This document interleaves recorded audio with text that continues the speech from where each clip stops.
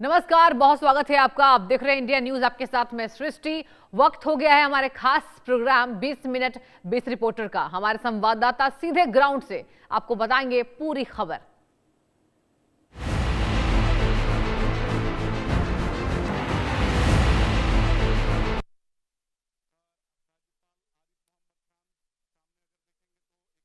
आज 18वां दिन है ईरान में जो ये प्रोटेस्ट चल रहे हैं अयतुल्ला अली खमीनेई की रिजीम पर, और काफ़ी जो अभी सनसनीखेज जो डेवलपमेंट हुई है ईरानियन प्रोटेस्ट को लेके कि ईरानियन अथॉरिटीज़ ने बोला है कि अब एक प्रोटेस्टर को आज पब्लिकली एग्जीक्यूट करा जाएगा। ये बेहद एक चिंताजनक स्थिति है। हमने देखा है किस तरीके से अमेरिका और कनाडा ने ट्रैवल एडवाइजरीज इशू करी है अपने सिटीजन्स के लिए कि ईरान ट्रैवल ना करें, और जो लोग ईरान में हैं वो वहां से जल्द निकलें। तो कहीं ना कहीं पूरी स्थिति जो है काफ़ी ज़्यादा गरमाई हुई है। अगर हम ईरान प्रोटेस्ट की बात माने, हमने देखा है किस तरीके से जो है जो अमेरिकी राष्ट्रपति हैं डोनाल्ड ट्रंप, वो कह रहे हैं जो प्रोटेस्टर्स हैं ईरान के, उनको जो कह रहे हैं उनको उत्साहित कर रहे हैं कि जितनी भी गवर्नमेंट सरकारी बिल्डिंग्स हैं ईरान में उनको सीज कर ली जाए जो ईरान की कैपिटल तेहरान में है। तो कहीं ना कहीं से वो जो है वॉचडॉग जो देख रहे हैं, बोल रहे हैं कि काफ़ी वायलेशंस हुई, क्योंकि काफ़ी लोग अभी जो है मारे जा चुके हैं ईरान के इन प्रदर्शन में। इधर आदित्य वधावन, इंडिया न्यूज़ के लिए वीडियो जर्नलिस्ट दीपक के साथ, दिल्ली। पाकिस्तान की नापाक हरकतें रुकने का नाम नहीं ले रही हैं। बीते 24 घंटे में पाकिस्तान की तरफ से लगातार कई बार ड्रोन के जरिए भारतीय क्षेत्र यानी कि जम्मू कश्मीर में घुसपैठ की कोशिश की गई है। जानकारी के मुताबिक पुंछ और राजौरी सेक्टर LOC के इलाके में पाकिस्तान की तरफ से ड्रोन आए और उन्होंने जम्मू कश्मीर के पुंछ और राजौरी में घुसपैठ की कोशिश की, जिसके बाद भारतीय सेना ने तुरंत उन ड्रोन पर फायरिंग की और उन्हें वापस पाकिस्तान के कब्जे वाले कश्मीर की तरफ धकेला। आपको बताऊं, पिछले 3 दिनों में ये दूसरी बार है जब पाकिस्तान से इस तरह से ड्रोन के जरिए घुसपैठ के प्रयास किए गए हों, जिससे साफ अंदेशा लगता है कि पाकिस्तान में लगातार जो आतंकी बैठे हैं उनको घुसपैठ कराने या फिर आतंकी गतिविधियों के लिए यहां पर हथियारों की तस्करी करने की फिराक में पाकिस्तान है। अलबत्ता पूरे इलाके में LOC और अंतर्राष्ट्रीय सीमा के इलाके में हाई अलर्ट घोषित किया गया है और इस चीज को सुनिश्चित किया जा रहा है कि पाकिस्तान के नापाक इरादे नाकाम किए जाएं। मनी डिग्री के साथ अजय जंडियाल, इंडिया न्यूज, जम्मू। मध्य प्रदेश में कांग्रेस विधायक फूल सिंह बरैया ने सांसद और विधायकों की तुलना कुत्ते से कर दी। इसके अलावा उन्होंने आदिवासी वर्ग को हिंदू न बनने की भी अपील की है। इस पर मध्य प्रदेश में अब राजनीति हो रही है। मुख्यमंत्री डॉक्टर मोहन यादव की ओर से भी कहा गया कि वो हर वर्ग का सम्मान करते हैं, यानी कि उनकी पार्टी भी हर वर्ग का सम्मान करती है। देश की राष्ट्रपति द्रौपदी मुर्मू एक आदिवासी चेहरा है, उनको भी राष्ट्रपति बनाकर सम्मान किया। लेकिन जिस तरीके से फूल सिंह बरैया की ओर से कहा गया कि आदिवासी हिंदू ना बन जाएं, वो बानो धन में तभी उन्हें मुक्ति मिलेगी। इसके अलावा SC ST सांसद और विधायकों की तुलना कुत्ते से करते हुए उनकी ओर से कहा गया कि आज मध्य प्रदेश में सांसद और विधायकों की स्थिति कुत्ते की तरह हो गई है। वीडियो जर्नलिस्ट संजय नामदेव के साथ चेतन सेठ, इंडिया न्यूज, भोपाल। बूथ कार्यकर्ता से प्रदेश अध्यक्ष तक का सफर। जी हां, हम बात कर रहे हैं झारखंड बीजेपी के नवनियुक्त प्रदेश अध्यक्ष आदित्य साहू की, जिन्हें पार्टी ने बड़ी जिम्मेदारी देते हुए झारखंड बीजेपी का प्रदेश अध्यक्ष बना दिया है। आपको बता दें कि आदित्य साहू न सिर्फ पार्टी के जो अलग अलग पोस्टों पर रहते हुए उन्होंने ये सफर तय किया है, बल्कि वो पार्टी में राज्यसभा के सांसद भी रह चुके हैं। लेकिन इन सब के बीच सबसे बड़ी चुनौती आदित्य साहू के सामने ये है कि झारखंड में बीजेपी को सत्ता की कमान कैसे वापस मिले, इसके लिए उनके सामने एक सबसे बड़ा चैलेंज है। तो वहीं दूसरी तरफ अलग अलग गुटों में बटी हुई पार्टी को एक साथ लाना, ये भी उनके लिए सबसे बड़ी चुनौती है। तमाम चुनौतियों के बीच आदित्य साहू ने इंडिया न्यूज से एक्सक्लूसिव बातचीत में ये कहा कि 2029 में बीजेपी को सत्ता में लाना उनकी सबसे बड़ी प्राथमिकता है। Manish Mehta, India news, Ranchi. Codeine cup सिर्फ तस्करी के मास्टरमाइंड शुभम जायसवाल और आकाश पाठक की मुश्किलें अब बढ़ने वाली हैं। पिछले दिनों SIT ने CBI को एक पत्र लिखा था और पत्र में लिखा गया था कि दोनों के खिलाफ रेड कॉर्नर नोटिस जारी कराने के लिए कहा गया था, और अब रेड कॉर्नर नोटिस जारी हो गया और दोनों के प्रत्यार्पण की तैयारी चल रही है। जब ये मामला तूल पकड़ा था तो शुभम जायसवाल, जो मास्टरमाइंड है कोडीन कप सिरप मामले का, वो फरार हो गया था और अपने परिवार के साथ दुबई चला गया था। दुबई में रहकर वो लगातार वीडियो बना रहा था और लगातार वो अपनी सफाई पेश कर रहा था सोशल मीडिया के माध्यम से। लेकिन अब उसकी मुश्किलें बढ़ने वाली हैं और गाजियाबाद, दिल्ली समेत 3 जगह पर उसके खिलाफ मुकदमे लिखे गए हैं और जल्द ही उसके प्रत्यार्पण की तैयारी चल रही है। और आपको बता दें, आकाश पाठक की भी मुश्किलें बढ़ने वाली हैं। पिछले दिनों वाराणसी में ताबड़तोड़ छापेमारी की गई, सोनभद्र में ताबड़तोड़ छापेमारी की गई। कोडीन कफ सिरप के मामले में सीएम योगी आदित्यनाथ ने विधानसभा में सत्र के दौरान कहा था कि कोई बख्शा नहीं जाएगा और तब से इस मामले में लगातार कार्रवाई देखने को मिल रही है। कैमरामैन अरशद के साथ सिद्धार्थ प्रताप सिंह, इंडिया न्यूज, लखनऊ। से आपको हम बड़ी खबर बता रहे हैं, जहां पर राज्य जीएसटी विभाग ने हाई प्रोफाइल गुटखा किंग गुरमुख जुर्मानी पर 317 करोड़ की पेनाल्टी की है। आखिरकार गुरमुख जुर्मानी पर विभाग ने बड़ा शिकंजा कसा है और 317 करोड़ का पेनाल्टी उनके ऊपर किया। मैं आपको बता दूं कि 2025 का ये पूरा मामला है। 2025 में जब गनियारी में एक फैक्ट्री संचालित हो रही थी, वहां पर जीएसटी विभाग और खाद्य विभाग ने संयुक्त रूप से कार्रवाई की थी और वहां से जब उस कार्रवाई के दौरान उनको वहीं पर 10 करोड़ की टैक्सी चोरी उन्होंने पकड़ी थी। मैं आपको बताना चाहूंगा कि गनियारी का जो वहाँ पे फैक्ट्री में एक पूरी प्री प्लानिंग के तहत एक गुरमुख जो है, पहले से हाई प्रोफाइल गुटखा सितार गुटखा किंग के नाम से भी जाना जाता है, क्योंकि एक पूरी प्लानिंग के तहत इन्होंने वहाँ पे अवैध रूप से संचालन किया था। इनका आपको बता दूं कि गुरमुख जो है, गुरमुख के पास एक ठेकेदार है छिंदवाड़ा का जो रहने वाला है, वो लेबर लेकर के आता था और वहाँ पर फैक्ट्री में से काम करते हैं। जो पुरुष महिला फैक्ट्री में जो कर्मचारी उनको लेके आता था, उनको बाकायदा ट्रेनिंग दी जाती थी सुपारी कटर कर। अरब सागर के गहरे पानी में कस्टम विभाग की रात में कार्रवाई हुई। इस कार्रवाई में डीजल तस्करी करने वाली एक बोट जब्त की गई, जिसमें 35 टन चोरी का डीजल था। कस्टम विभाग ने विदेशी मालवाहक समुद्री जहाजों से डीजल स्मगलिंग करने वाली एक बोट जब्त की है, जिसमें 35 टन डीजल की अवैध रूप से तस्करी की जा रही थी। कस्टम विभाग ने यह कार्रवाई रात के अंधेरे में की। देर रात 2 बजे के आसपास कस्टम विभाग के अधिकारियों की टीम अरब सागर के गहरे पानी में एक सूचना के आधार पर छापेमारी करने पहुंची, जिसके बाद ऑयल माफियाओं में हड़कंप मच गया और उन्होंने रात में बोट की लाइट बंद कर दी। लेकिन कस्टम अफसरान के पास इतनी सटीक इंफॉर्मेशन थी, जिसकी वजह से उन्हें ये कामयाबी मिली। कुछ दिनों पहले कुख्यात ऑयल माफिया जो कि मुंबई, नवी मुंबई, मोरा, करंजा, रेवस, अलीबाग के रहने वाले हैं, उनके साथ साथ कई लोगों के खिलाफ कार्रवाई हुई थी, जिसके बाद पुलिस प्रशासन ने इस बात का दावा किया था कि अरब सागर में डीजल तस्करी पूरी तरह से बंद हो गई है। इस कार्रवाई के बाद ये साबित हो गया है कि महाराष्ट्र के तटवर्ती क्षेत्र, जिनमें रायगढ़, रत्नागिरी और मुंबई शामिल है, इन सभी जगहों पर ऑयल माफिया समुद्र और तटवर्ती क्षेत्र में बड़े पैमाने पर सक्रिय हैं। कस्टम विभाग की माने तो जांच का दायरा जैसे जैसे सख्त होते जाएगा, इस मामले में और भी कई गिरफ्तारियां संभव हैं। यमुनानगर में चलता है धड़ल्ले से अवैध माइनिंग का खेल।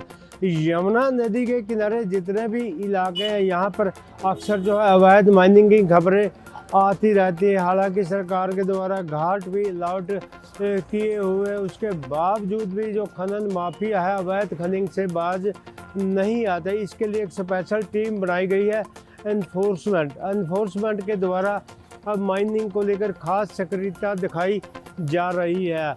अभी एक हफ्ते की बात करें तो 29 ऐसे वाहनों को जब्त किया गया। इसमें ट्रैक्टर है, ट्राली है, डंपर है और जेसीबी भी है, जिनकी सहायता से अवैध क्रेन जो लगती थी और अवैध माइनिंग की जाती थी। जानकारी देते हुए इंस्पेक्टर रोहतास ने बताया कि अवैध माइनिंग के लिए सरकार सख्त है और उन्होंने पूरा जोर लगाया हुआ है ताकि प्रति बंद हो सके। इसके ऊपर इसके अलावा बात करें तो जिला प्रशासन की उसकी तरफ से भी पूरी सख्ती है। यहाँ पर नाके भी लगाए जा रहे हैं ताकि कोई भी जो है वाहन यदि जाता है तो उनकी चेकिंग की जा सके कि जिले में अवैध खनन ना हो सके। यमुनानगर से देवदास सरदार, इंडिया न्यूज़, हरियाणा।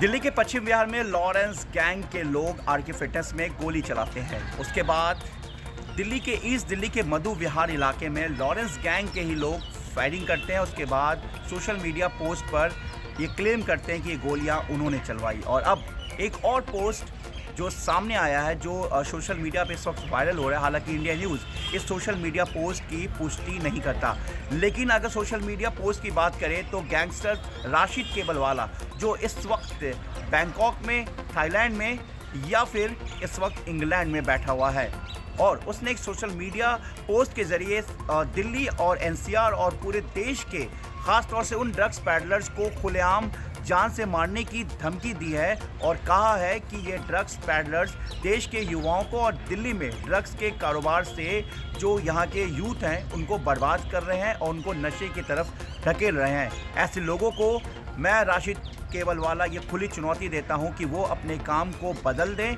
या फिर इस पूरे कारोबार को छोड़ दें, नहीं तो सीधा जहर के बदले उन्हें गोली मारी जाएगी। और मैंने एक लिस्ट भी बना रखी है और उन लिस्ट में सबका नाम है, यानी कि वो तमाम ड्रग्स पैडलर। रायसेन जिले के सुल्तानपुर थाने के ग्राम बमहोरी में इंदौर से रीवा जा रही जय भवानी कंपनी की यात्री बस में अचानक आग लगने से जहां पूरी बस जलकर खाक हो गई, लेकिन बमहोरी ढाबे के संचालक दारा सिंह, बंटी खालसा, अमरीक सिंह और मनी सिंह ने अपने पूरे स्टाफ सहित अपनी जान की परवाह किए बगैर बस में मौजूद लगभग 50 से 60 सवारियों को सकुशल बाहर निकाला।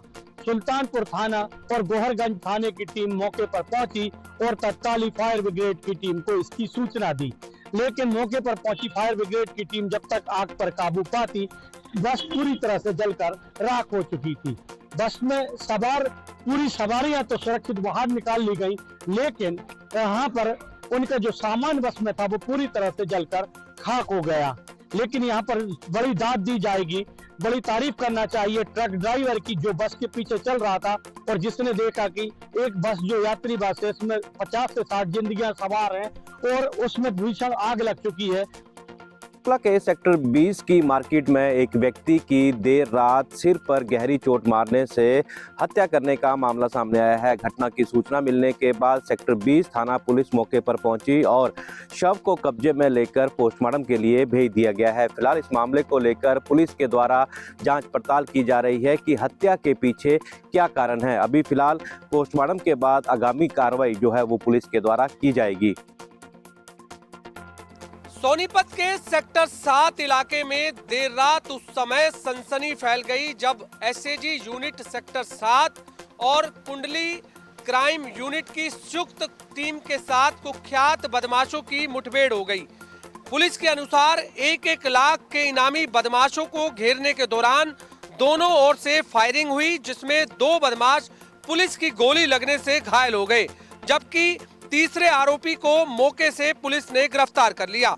मुठभेड़ के बाद पूरे इलाके में सुरक्षा बढ़ा दी गई है और भारी पुलिस बल तैनात किया गया है। पुलिस के मुताबिक मुठभेड़ में घायल बदमाशों की पहचान गांव नहर निवासी और जेजे कॉलोनी निवासी सफीक के रूप में हुई है, जिन्हें प्राथमिक उपचार के बाद नागरिक अस्पताल से रोहतक पीजीआई रेफर किया गया है। वहीं तीसरे आरोपी की पहचान सद्दाम के रूप में हुई है, जिसे गिरफ्तार कर पूछताछ की जा रही है। पुलिस जांच में यह भी सामने आया है कि ये आरोपी गांव मल्ला माजरा में घर में घुसकर हुई लूट और युवक की हत्या की वारदात में शामिल थे। इस वारदात की साजिश मृतक के करीबी दोस्त ने ही रची थी।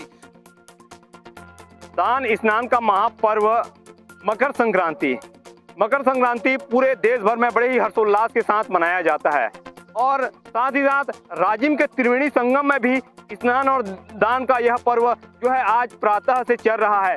और इस वक्त मैं मौजूद हूँ धर्म नगरी के त्रिवेणी संगम पर। आप देख सकते हैं यहाँ पे त्रिवेणी संगम पे यहाँ पे लोग बड़े ही दूर दराज से यहाँ पे छत्तीसगढ़ ही नहीं अपितु अन्य राज्यों से भी यहाँ पे लोग आकर स्नान ध्यान कर रहे हैं, लेकिन यहाँ पे लोगों को अव्यवस्थाओं का जो शिकार होना पड़ रहा है। यहाँ पे जो व्यवस्था यहाँ पे होनी चाहिए, यहाँ पे लोग जो है गंदे पानी में स्नान कर रहे हैं। यहाँ पे जो पानी है वो पूरी तरीके से दूषित मैला हो चुका है। वहीं यहाँ पे सफाई की किसी प्रकार की कोई व्यवस्था नहीं है। शासन प्रशासन को चाहिए कि यहाँ पे समुचित व्यवस्था सफाई की व्यवस्था होनी चाहिए, लेकिन वो सफाई की व्यवस्था दिख नहीं रहा है। तो आप समझ सकते हो कि कहीं ना कहीं इस प्रकार से अव्यवस्था कहीं ना कहीं सवालिया निशान खड़ा करता है। शासन प्रशासन को चाहिए कि यहाँ पे जो है मकर संक्रांति जो कि स्नान का महापर्व होता है और इस स्नान के महापर्व में यहाँ पे साफ पानी की व्यवस्था, शुद्ध यहाँ पे जो है सफाई की व्यवस्था होनी चाहिए। लेकिन यहाँ पे लोग जो दूर दराज से आ रहे हैं वो काफी सोच रहे हैं कि यहाँ पे जिस उम्मीद से आए हुए थे वो उम्मीद की किरण यहाँ पे नजर नहीं आ रही है। जिले में आज मकर संक्रांति का पर्व धूमधाम से मनाया जा रहा है, लेकिन इन सब के बीच में कहीं ना कहीं प्रशासन भी पूरी तरह से अलर्ट मोड पर है। चिकित्सा विभाग अलर्ट मोड पर है।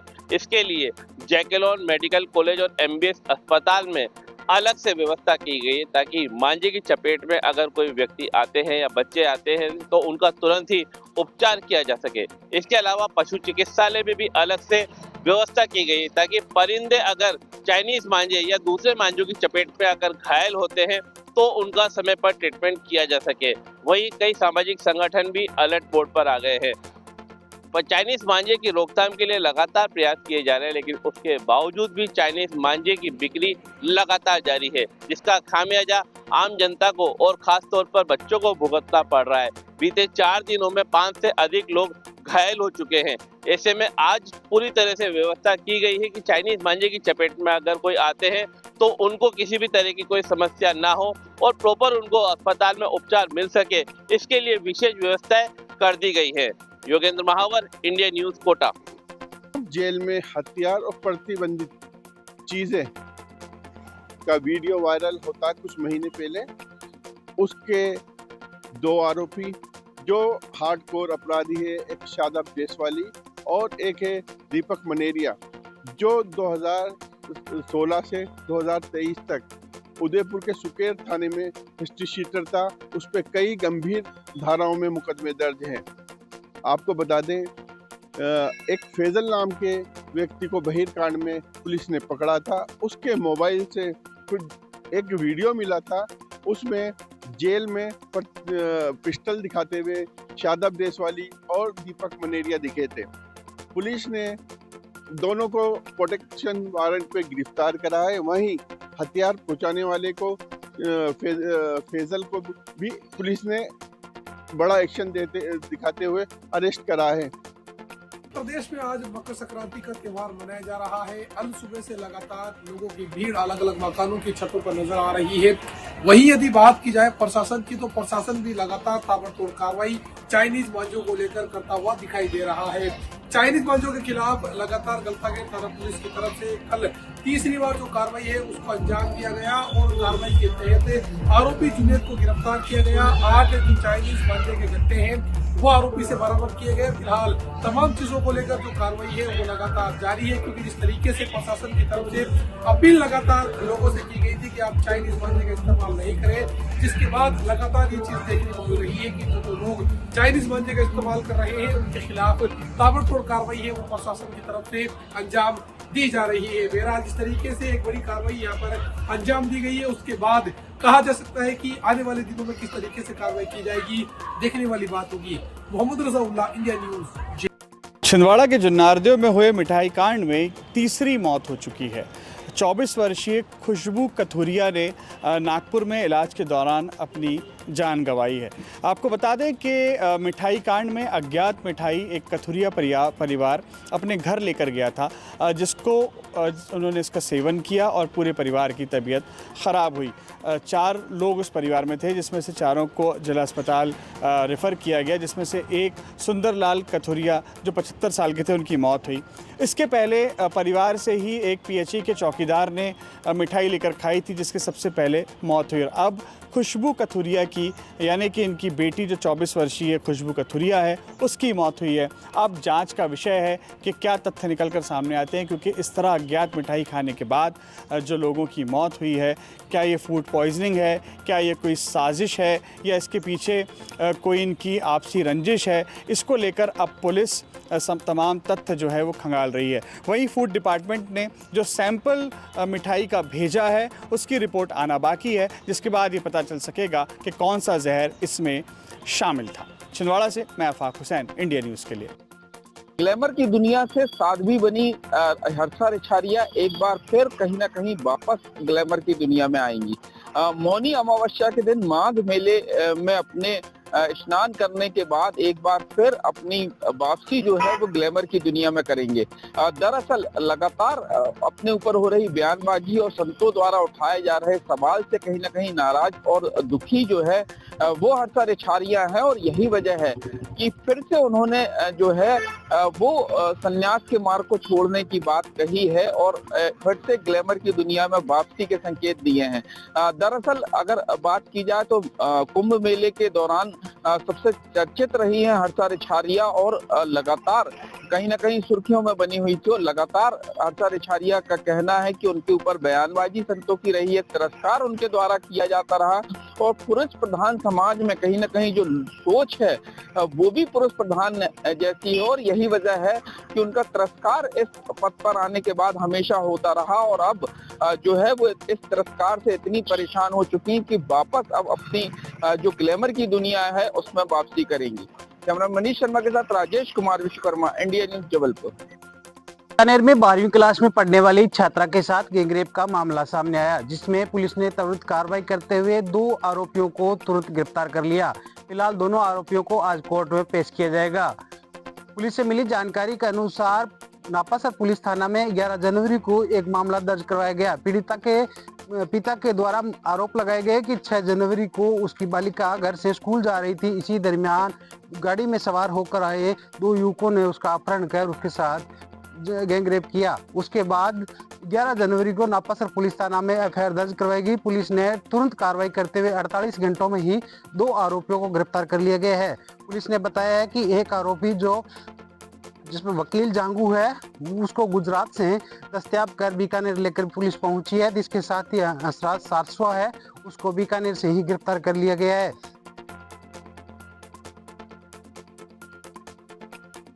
बढ़ेंगे ज्वाइंट